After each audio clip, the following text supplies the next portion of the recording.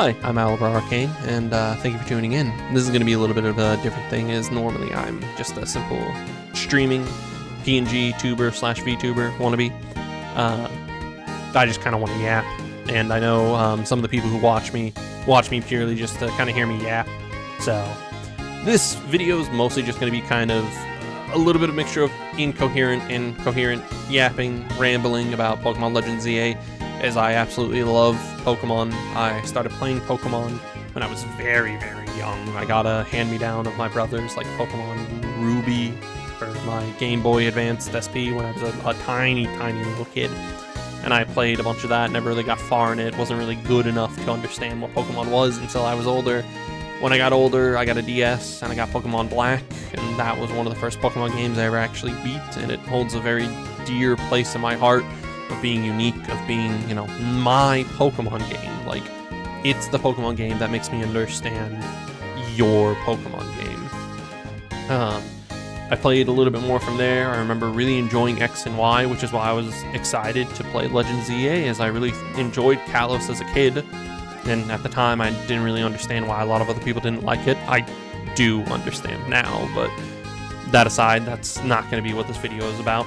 This video is just going to kind of be an overall yapping about Pokemon as a whole, but mostly focusing on Legends ZA and what it adds to the Pokemon formula, as well as what it does.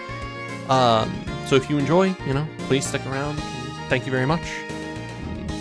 Enjoy the video. Pokemon Legends ZA.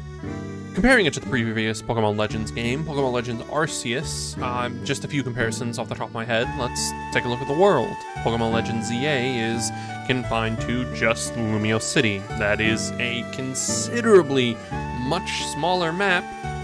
However, in its defense, Pokemon Legends Arceus, while being multiple very much larger maps, feels like there is literally nothing to do in them, honestly, other than catching Pokemon and maybe the occasional quest or something.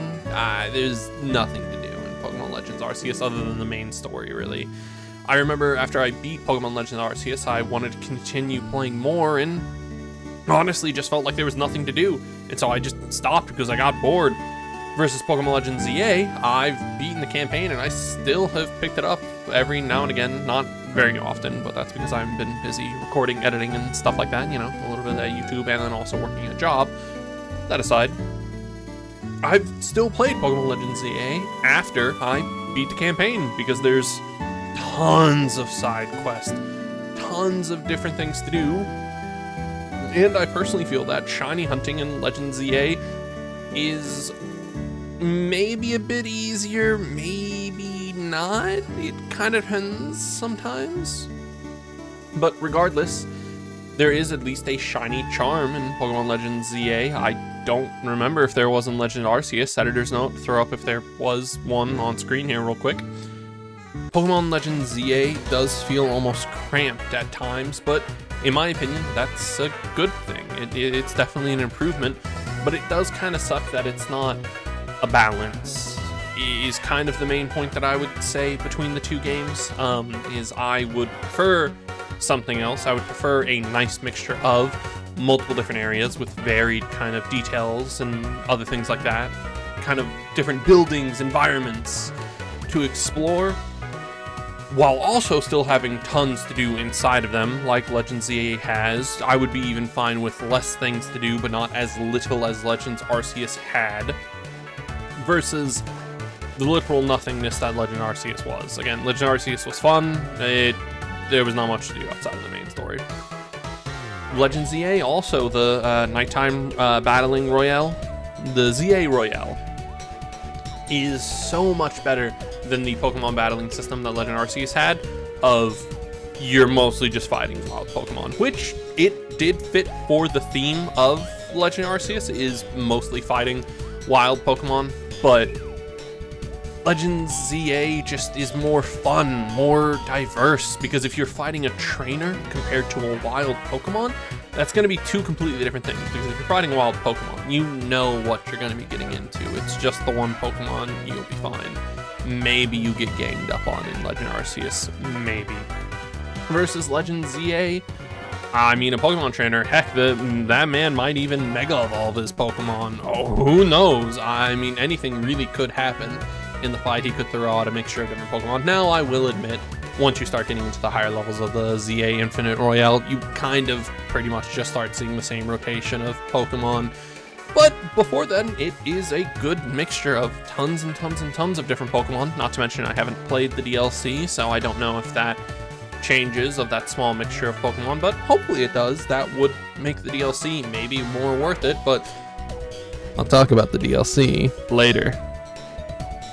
For right now, we're going to continue talking about comparing it to other Pokemon games now. Anyway, the feel of it. One of my absolute favorite Pokemon games is Pokemon Black and White. And comparing it to Pokemon Black and White, I think I prefer the feel of Pokemon Black and White, hands over fist over it. And I know that this is just a spin-off game, but I mean, this is a spin-off game with a large story in it, with a lot to do, and I think I prefer the story of Pokemon Black and White. The character is more interesting, the thing that you're fighting for is much more gripping. They're both extremely high stakes at the end of the day, but everything in Pokemon Black and White just feels better, in my opinion. Cheren is much more interesting than the characters that you meet on Team MZ, in my opinion, as I don't even remember their names, to be honest with you. I know one of them is basically a internet celebrity obsessed kid. One of them wants to be a dancer, and then the leader is just kind of the leader who, like, randomly kind of at the end of the story starts showing signs of being jealous of you being the better trainer of the two, when even when you fought in her before, she hasn't really done anything to like Mega Evolve her Pokemon that often, if like at all. And it's just kind of yucky. Versus Cheren, who genuinely seems like he's doing everything in his power to be a better Pokemon trainer than you, in the way that he thinks you have to, which ends up being his whole issue, is he's pushing himself so hard and it's becoming a more toxic thing of being a Pokemon trainer, which is one of the things that the champion of Unova even tells him at times. And it just feels more compelling to when Cheren finally admits that you're the better trainer. He lets you move on and do what you have to do. Versus in Pokemon Legends ZA, even when you prove that you're the better Pokemon trainer, she still steps in at the end of it. I don't even have footage of it because I deleted my footage of that part because I genuinely kind of hated the finale final boss so much that I didn't even include it in the video. So, you know, womp womp, I don't have any video footage to go with that. But take my word for it. If you played Legends ZA, you know what I'm talking about. It just kind of sucked. The story, the characters, all of it. It was mediocre at best. The main thing that I was doing when playing Pokemon Legends ZA was enjoying the gameplay. Versus previous Pokemon games, like, yeah, I'm playing a Pokemon game to play Pokemon, obviously, duh. But Pokemon Black and White and Pokemon Black and White 2, there's at least a good story there for you to enjoy. It's not anything groundbreaking, it's not anything revolutionary, and that's not what I'm asking for. I'm not asking for, you know, a tearjerker. I'm not asking for some huge, amazing, you know, worldview changing story. I just want something that's interesting. And I will give them this. They tried with this game.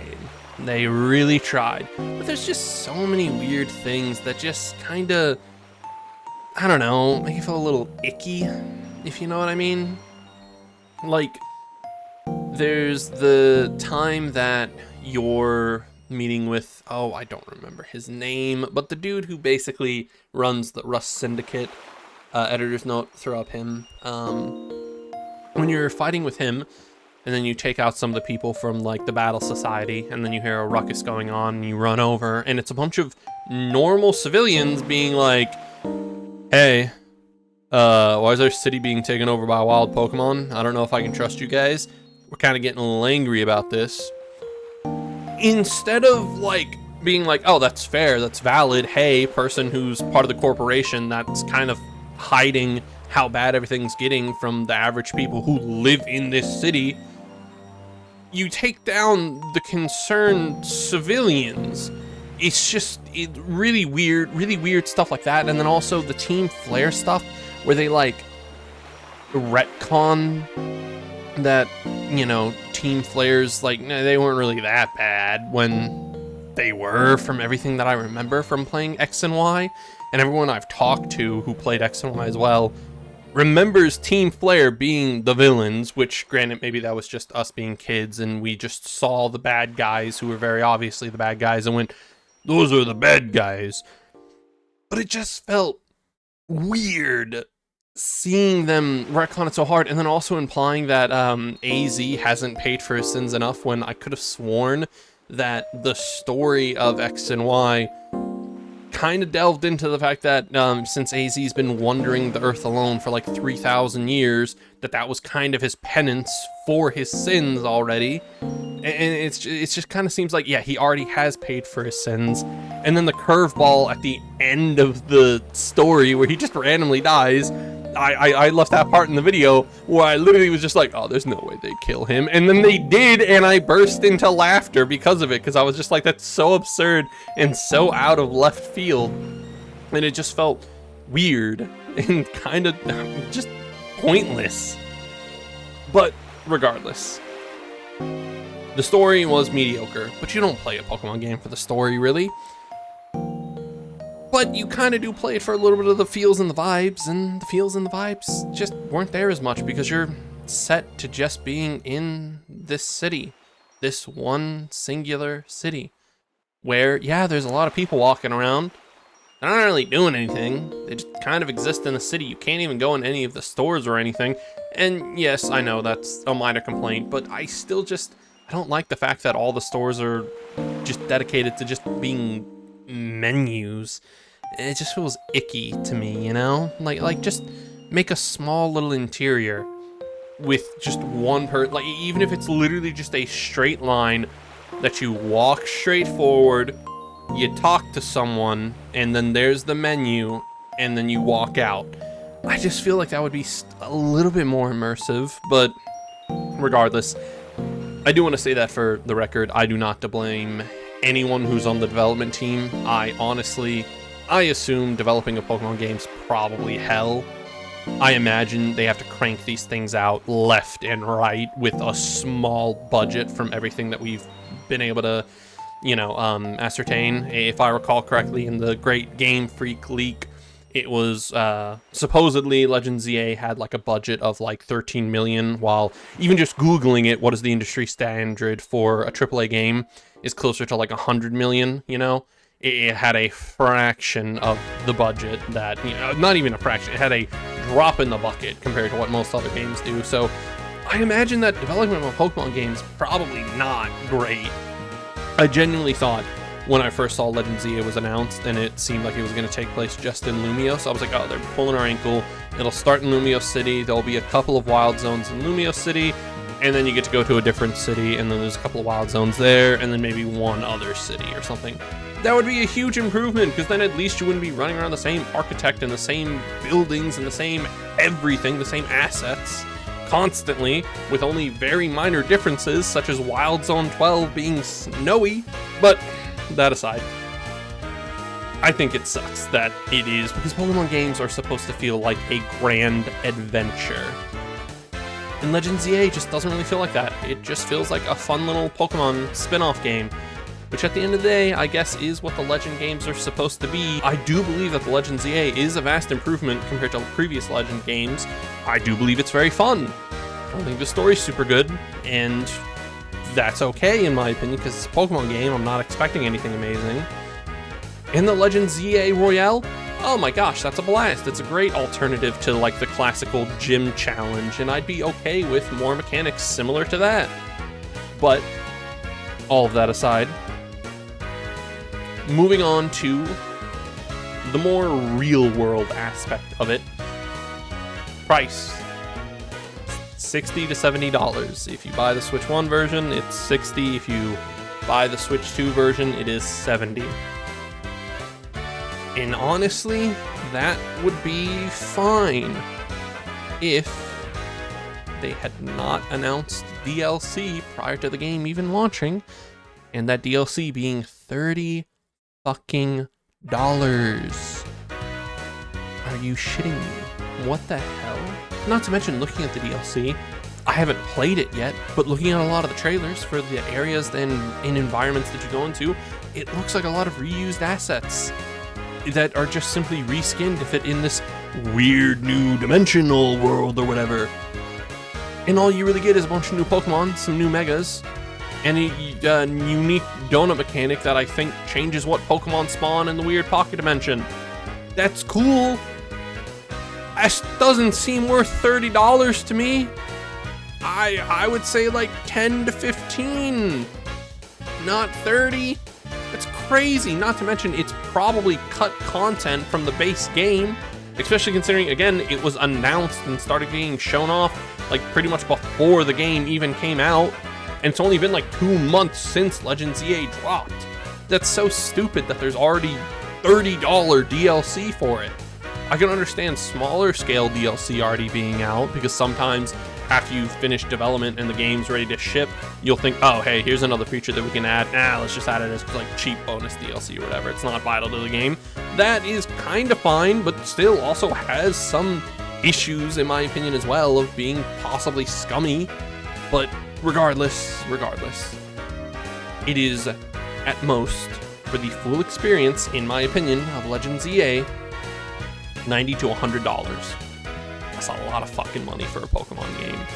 That, honestly, is debatable if it's even worth $60. I would say I got enough enjoyment out of Pokemon Legends EA that I do not regret buying it. I don't, and I think a lot of other people don't as well. But there are a lot of people that also, looking at it, are just like, that doesn't seem worth the price, especially considering there is a Switch 2 version, and a lot of people want to play it on new cool hardware. Switch 2 is also expensive as hell, and also isn't really worth it. I mean, it has like 3 games that are exclusive to it. 4, I think, including Metroid Prime 4, if that's out. I haven't really kept up with it, but regardless, this is not a Switch 2 video. I just had to get that little side tangent in. But it just kind of sucks that the entirety of this package is like $100 basically. And it just sucks. And from what I've heard, it's grindy. The DLC is grindy from what I've heard, just because after you reach like level 100, it keeps going and going and going, but it's just hard to grind all the way up to those higher levels, as it just takes more and more experience, and you just start getting less and less of it. But I can't say that for certain, as I have not played the DLC myself, so maybe people are just exaggerating it. Maybe they're not. Who knows? I don't. I haven't played it yet, and I might. I may not. Who knows? That aside, I don't think any of these issues are really ever going to get fixed, even if, like, you hold strong and you don't buy the newest Pokemon game or the newest Pokemon DLC. There are just some things that are, like, too big to fail. And Pokemon, unfortunately, really is one of those things that's just too big to fail. Pokemon's really never gonna go away until like years down the life. Like, hell, I might die of old age, a healthy, ripe old age of like 90 or something, and there might still be a new Pokemon game coming out. Like, that is how big Pokemon is. May not. It may die out before then. Who knows? I don't. But the core of the issue is Game Freak itself.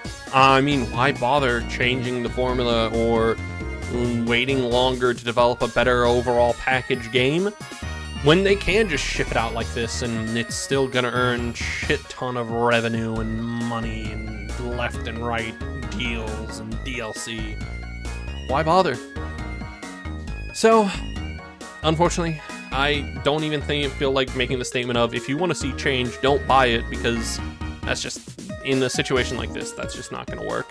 Don't get me wrong, I'm not a complete pessimist who says like, oh, you know, nothing ever is going to change.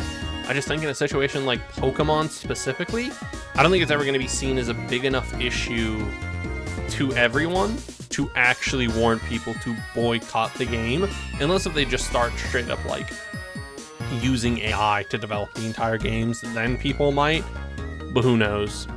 That's a whole other bucket of worms that I'm not going to get into. But unfortunately, I just don't think it'll ever change unless if Game Freak just has a change of hearts. Because at the end of the day, like I said, I still had fun with Legends EA. I don't regret buying it. I still am even considering getting the DLC, but that more or less is also, I want to play more of it. And also I think it might be good content for the Twitch channel, so I do have multiple reasons. But I'm not the only one who probably thinks similar to that, of just giving in and buying the $30 DLC to have more to do with the game that you already spent so much money on. You want to feel justified in your purchase. So there's a lot of issues that you might have there, but regardless, I will stop on that tirade, kind of wrap up this video here. My closing kind of thoughts are, the game is pricey at its base, but if you enjoy Pokemon, I honestly think it'll probably be worth the price, especially if you get the $60 version. I would say the game is definitely worth $60. $70, you're pushing it. The DLC, it's pricey. If you really want to, go ahead. I'm not going to tell you not to. I mean, you're supporting Game Freak at this point. Who cares? I don't. Other people might feel differently. But oh well.